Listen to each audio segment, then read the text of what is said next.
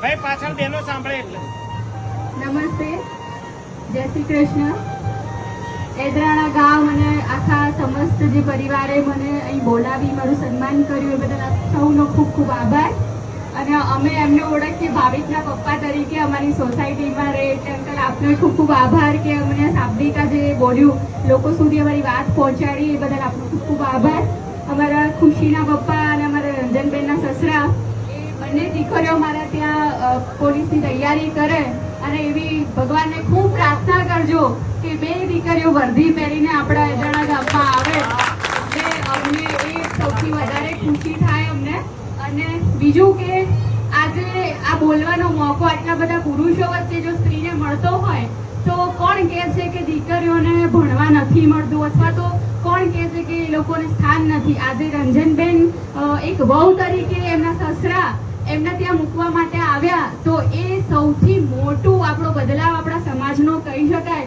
ભલે દીકરી ભણે છે, આગળ નોકરી મળે છે કે નથી મળતી, પણ પરિવાર તરફથી સાસરી પક્ષ તરફથી જો અગર વહુઓને ભણાવવામાં આવી રહી છે તો આજે પપ્પા કે જે પિતાશ્રી લોકો છે એ લોકોને તો આપણે કંઈ કહેવાનો સવાલ જ ના આવે. અત્યારે બેટી બચાવો બેટી પઢાવો તો ખૂબ સરસ ચાલી રહ્યું છે, પણ મોટા પ્રમાણમાં દીકરીઓ બહેનો બધા સાંભળી રહ્યા છે તો મારે એક જ વાત કરવી છે કે સા વિદ્યા વિમુક્તએ. વિદ્યા આપણને મુક્તિ અપાવડાવે છે પણ સ્વતંત્રતા નથી અપાવતી. એટલે જેટલી પણ મહિલાઓ છે, દીકરીઓ છે, બહેનો છે, બધાને હું જાણ કરીશ કે શિક્ષણ મેળવી અને એનો દુરુપયોગ ન કરવો. આપણો સમાજ આજે ઘણો બધો આગળ છે, પુરુષોએ આપણને સ્થાન આપ્યું છે, પણ દીકરી તરીકે, બહુ તરીકે, બેન તરીકે એનો ભણતરનો દુરુપયોગ ન થાય એનું સૌથી વધારે ધ્યાન રાખજો. મામાનું ઘર એ અમારું સદરપુર ગામની અંદર છે એટલે મારી એક રિક્વેસ્ટ છે કે આ જેટલા પણ લોકો અમને સાંભળી રહ્યા છે એકવાર મામાના ઘરની મુલાકાત લેજો. અમારે ત્યાં લગ્નમાં વધેલું જમણવાર હોય એ પણ સ્વીકારવામાં આવે છે. 40 દીકરીઓ મારા ત્યાં રહે છે.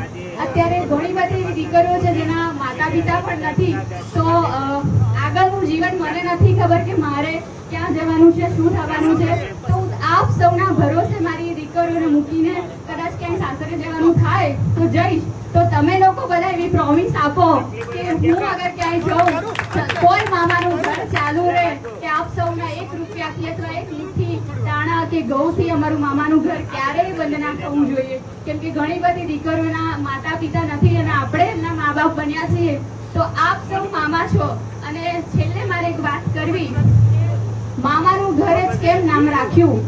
તો આ દીકરી મામા વગરની, જેને મામા નહોતા, કોટલા ગામની હું મારું મોસા થાય અને આ બધાની સામે કહું કે મામા નથી અને મામાનું ઘર બનાવ્યું. એટલે આપ સૌ આજે મને એ વાતનો હરખ છે જણાવું કે 4000 મામા અત્યારે મારી જોડે છે.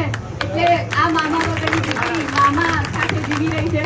આપ સૌનો ખૂબ ખૂબ આભાર. એકવાર ત્યાં આવજો મામાના ઘરે.